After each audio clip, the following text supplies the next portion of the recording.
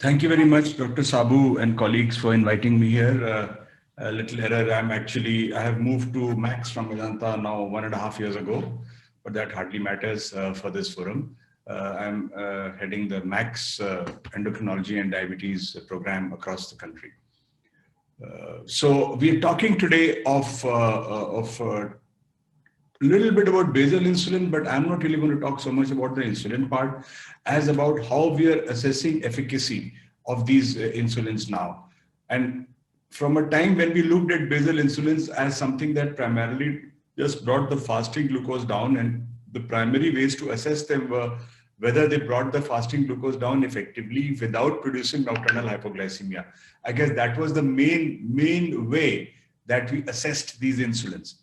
So having said that, now there are newer and newer tools to look at the efficacy of any newer molecule or any, and as was discussed repeatedly several times yesterday and otherwise, has been that we are now looking not just at fasting glucose, PP glucose, and HbA1c. We are also looking at overall glycemic variability and the band where we are. So what is this concept? The concept of glycemic variability, as I said, has changed. The glycemic triad, the HbA1c, fasting PP, everyone knows.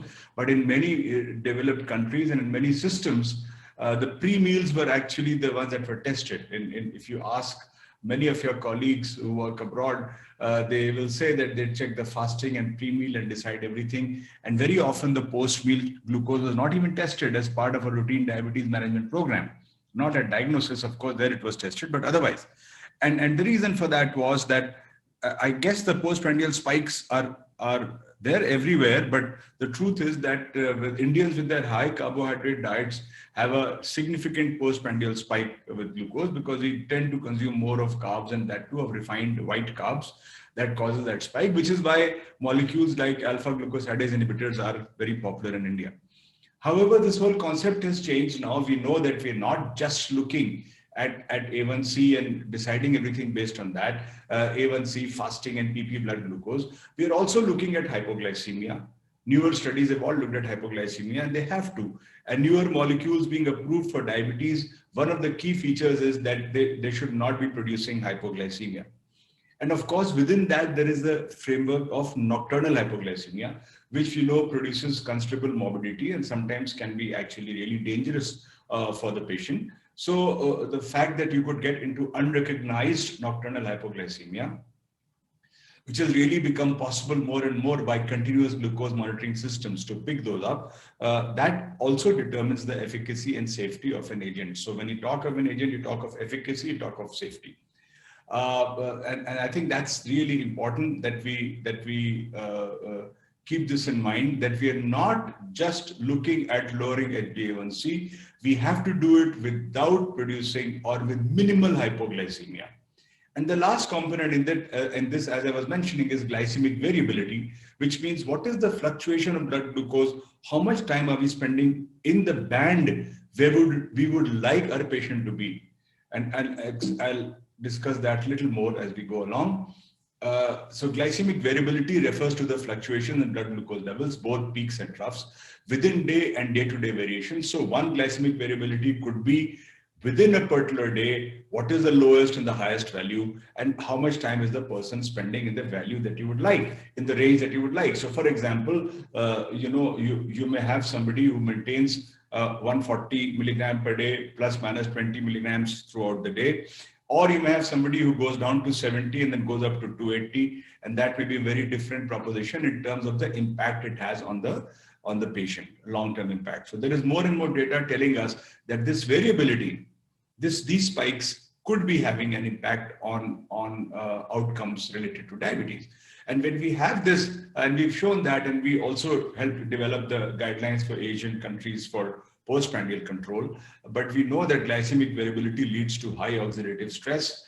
And obviously, when you have that kind of fluctuation, when the spike happens, you get higher oxidative stress, you trigger off reactions. And of course, then when you get a hypoglycemia, that comes with all its attendant problems. So both are important. So we of course have continuous glucose monitoring, which we know very well. All of you would be knowing continuous glucose monitoring, and there are several ways of doing it. But by and large, continuous glucose monitoring looks at interstitial glucose rather than blood glucose. So when you measure glucose through the glucometer or through the laboratory, you're measuring from the blood, whereas when you measure it from here with a continuous glucose monitoring sensor, you're doing it through the interstitial fluids. So I think this is important differential. There may be the differential may be important to understand, both in terms of time lag between the changes in blood glucose and the interstitial fluid glucose. And sometimes in situations where blood flow is affected or other things are affected, you may get different readings. So it is good to know that while there is a close match, it is not a complete match sometimes.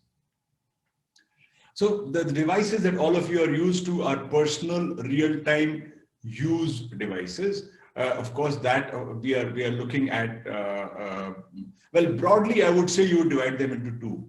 One would be the ones where you have real-time data, right? And the other is where you have retrospective data. So real-time data means that either the patient, in most instances the patient, or you can see the data throughout.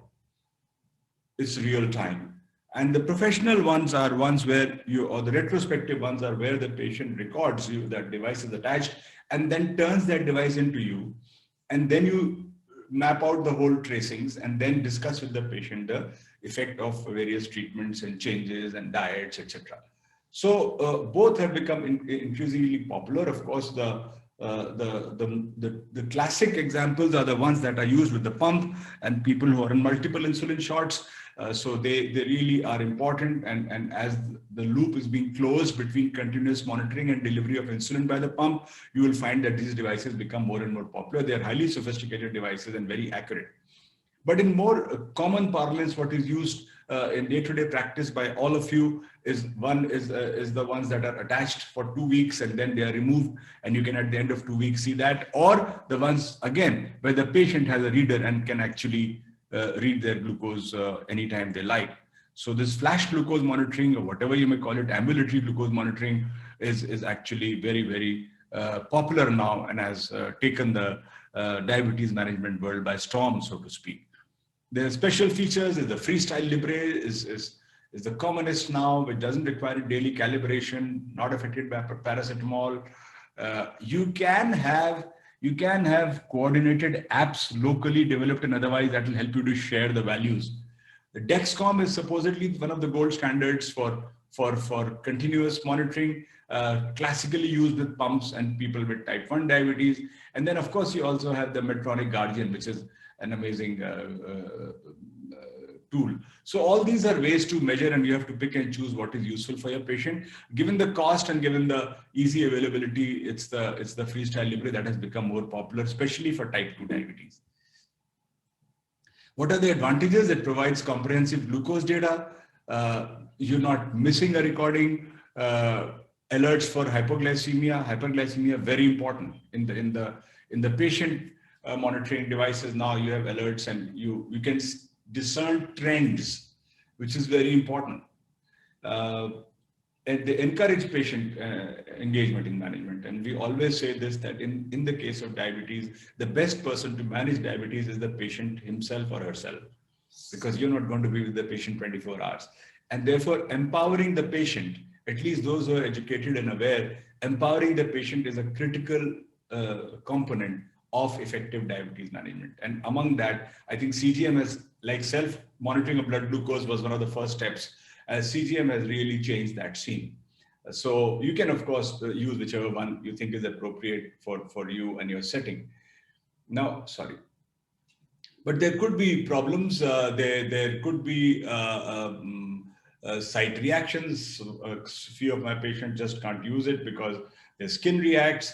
And then some of them, if they sweat a lot, then they and some patients are also, they're very restless and anxious and they will keep touching it or doing, so it'll fall off, You need to be cool and forget about it. We are used to having so many devices upon us. Someone wears an Apple Watch. We all carry cell phones.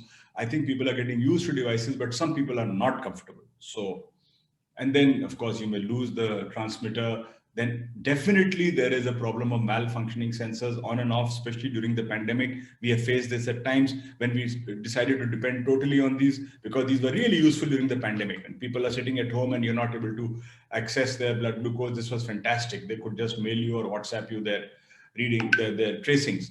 And of course, in the stand, you need some degree of recalibration and all, and sometimes it can be misleading. So you need to be cautious. Nothing that goes against your common sense you should accept. Every technology is prone to errors, less or more, yes, but definitely.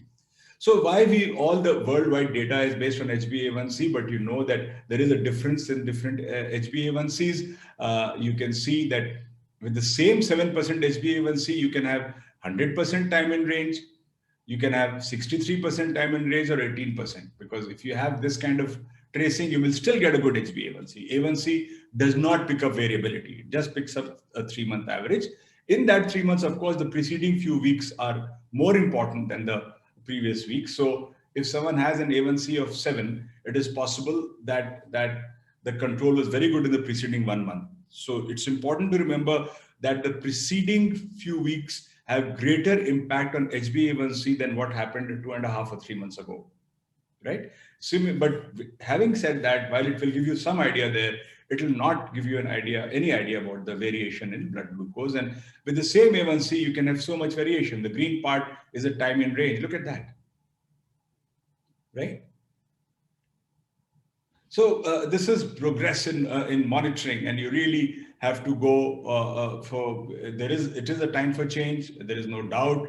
We talked, I mean, initially it was all very random. We didn't know what is actually the target that we should keep. Like we know we want an A1c target of 7. So through a series of meetings worldwide, and I think some of them, Banshi was involved, we tried to sort of set up guidelines which would really tell us what are we looking at, right? Glycemic targets. So you really think now that CGM is an important tool, and if you think it's an important tool, you need to know where you should be.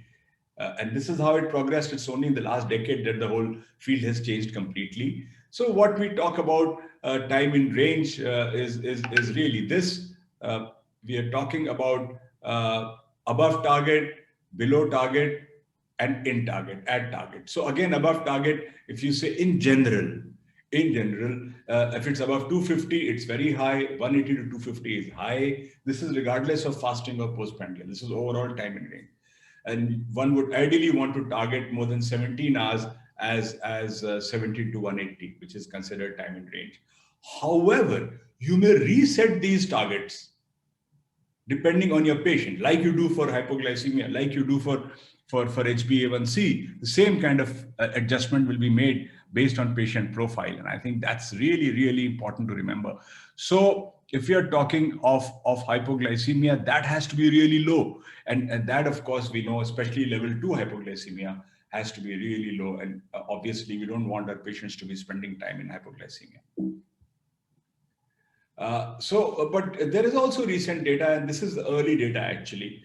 But there is emerging data now that if you don't maintain time in range, then quite clearly our risks of complications increase. Now we need more and more data long term on this. It took us a long time to get data on HbA1c and outcomes. So I think it's important that we understand that it will take us some time to get long-term data on time in range and its impact. But some initial evidences do suggest that microvascular complications are reduced by spending more time in range, and possibly even some impact on markers of macrovascular complications. This is one of our studies done not with CGM, but just looking at glycemic variability after cardiac surgery. We published this a few years ago, and we were looking at variability, and we were using SMBG. And at that time, we looked at the following outcomes, and there was a large number of patients, 870 people who underwent cardiac surgery.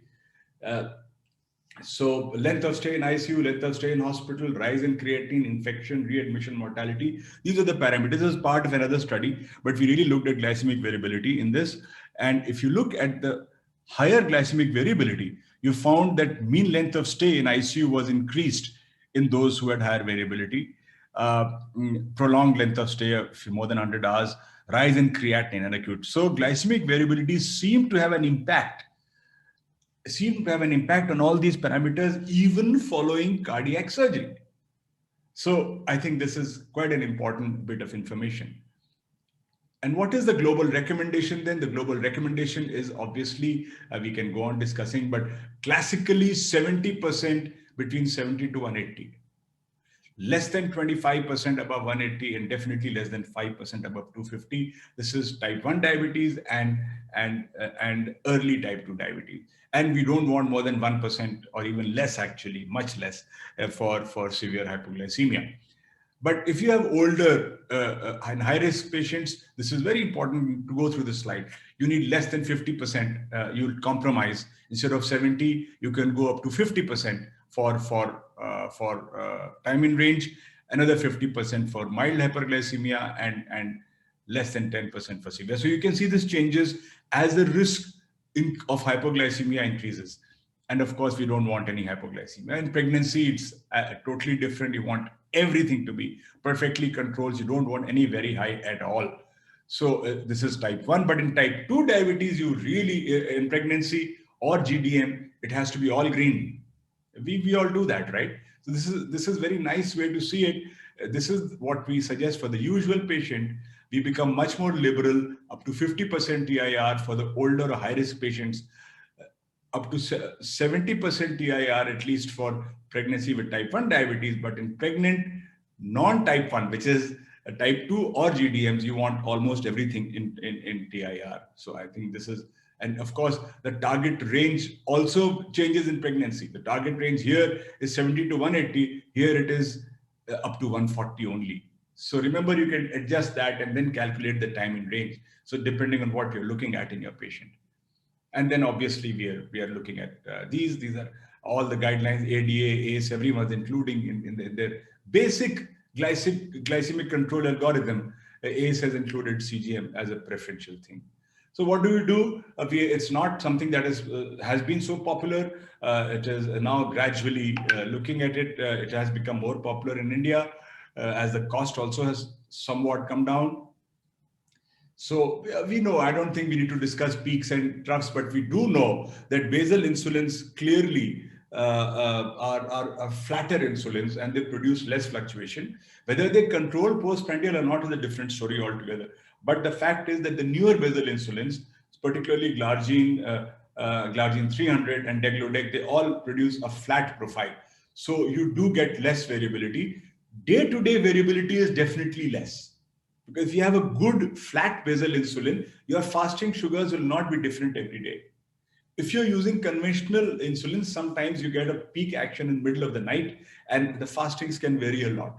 So therefore, it is important that we realize the value of basal insulins in achieving good fasting glucose, reducing glycemic variability, and actually adding to our quality of care. And if you look at the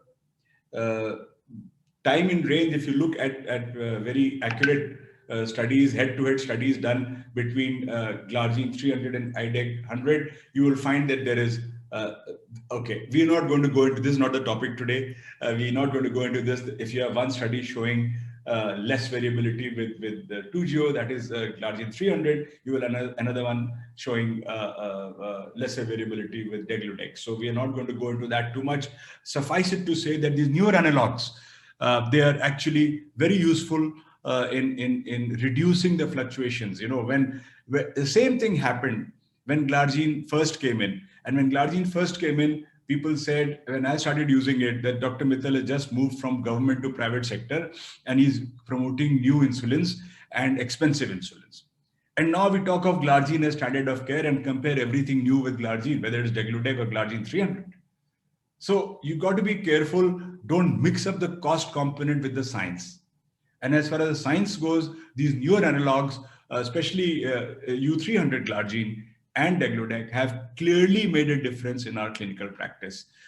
You find less variability, and day-to-day variability you found less with Degludec 200 versus Glargine. So day-to-day variability means at the same time every day, what is the variation in the blood glucose, right? Different days.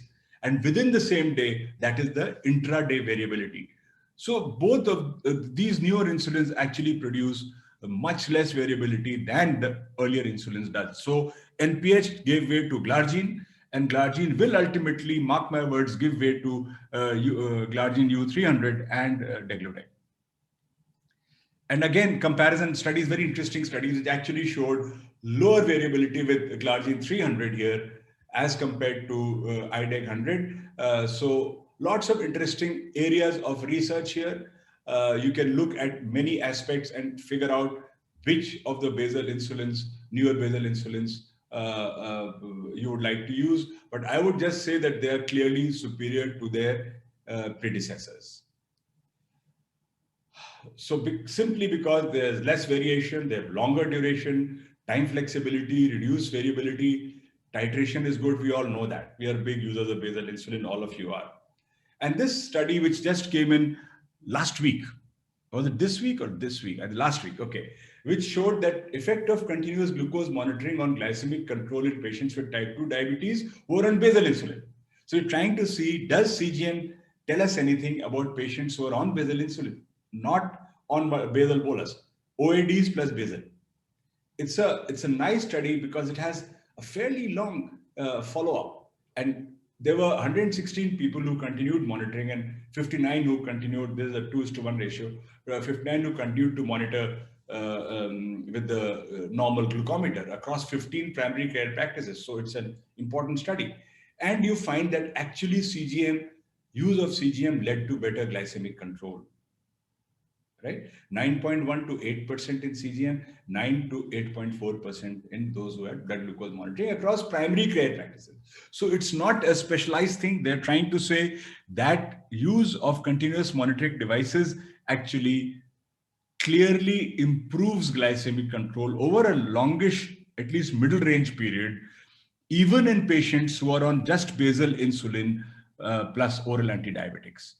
So the key message is here that we need to focus a little bit more nuanced, more subtle on a glycemic parameter beyond HbA1c.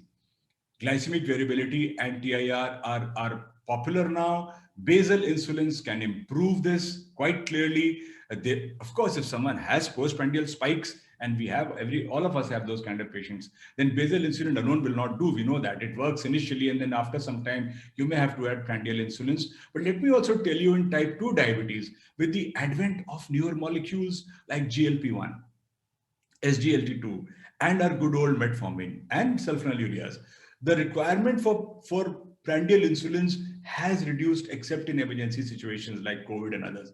Since you have such a large armamentarium, you can manage many of your patients with basal, along with all these other agents that we have at our disposal. So it's not unusual to find someone with poorly controlled diabetes, but being managed with one basal shot a day and a GLP-1 once a week.